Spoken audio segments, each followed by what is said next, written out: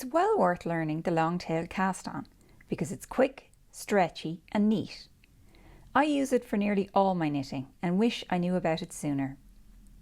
Now it looks strange and complicated, but it's super quick once you get the hang of it. So give it a try in this short step-by-step tutorial. You only need one knitting needle for the long-tailed cast-on, but you use both the ball end and tail end of your yarn, so you need to leave a long tail, hence the name. The one downside of this cast-on is that if your tail is too short, you'll run out of yarn before you finish casting on and will need to start over. Yikes! So how long a tail should you leave? 3 is the magic number. Make sure your tail is at least 3 times the width of what you're going to knit. So if you're knitting a 6-inch wide scarf, your tail should be at least 18 inches long. But I always make mine an extra bit longer, just in case. Once you've left a long enough tail, make a slip knot on your needle and tighten it up. The next step is holding the yarn ends. Hold your knitting needle in your right hand, with the yarn ball to your top left and the yarn tail to your bottom left. Make an L shape with the thumb and index finger of your left hand and put it under the yarn at each side of your slip knot, grabbing both ends in your left hand. The ball end of your yarn wraps over your index finger and the tail end wraps around your thumb. I use T is for thumb and T is for tail to remember that. I'll turn my hand round just to show you how things look at the back, with your 2 yarn ends gathered in your other 3 fingers. Get comfortable holding your yarn like this, because you need to be in this starting position before you add every stitch. Now you're ready to start the long-tailed cast-on. Step 1. Point your left thumb up, and with your right hand put your needle tip under the yarn on the outside of your thumb from left to right. Step 2.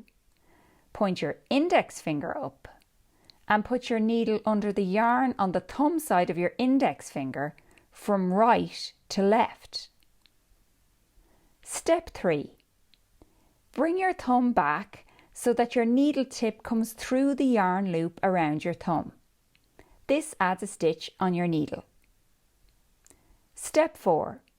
Remove your thumb from the loop and pull the yarn tail beneath to close the loop and secure the stitch. Let's add another stitch.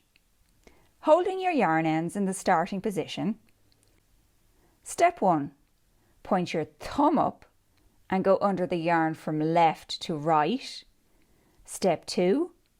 Point your index finger up and go under the yarn from right to left. Step 3.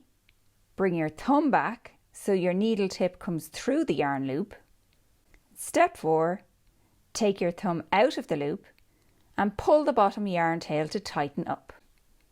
It looks complicated with all the hand movements, but give it a try and you'll soon get the hang of it. Once it clicks, you can start using your thumb to tighten up the new stitch and reset for the next stitch in one go.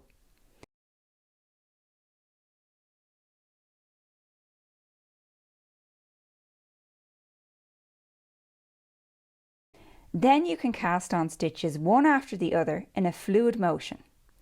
This makes the long-tail cast-on super quick. Great for casting on hundreds of stitches without losing your mind.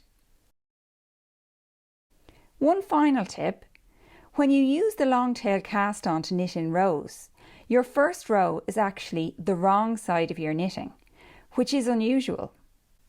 Most knitting patterns start on the right side. So if you use the long-tail cast-on for a pattern starting with an even number of ribbing rows, just do an odd number instead, so that your ribbing will end on a wrong side row to match your pattern. I hope this video explains the long-tail cast-on clearly. Got any questions? Just comment below. Thanks for watching.